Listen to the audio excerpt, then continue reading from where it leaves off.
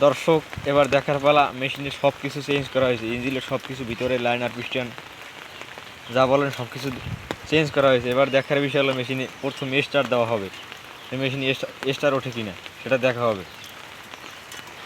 তো এবারে machine start দেওয়ার পালা, বিসমিল্লাহ।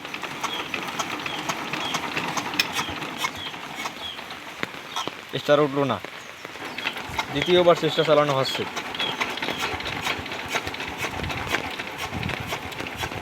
তাও সব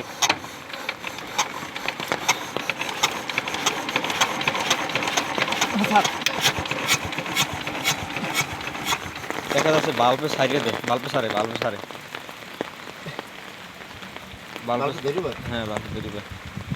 হ্যাঁ, মানে কি করা যায়,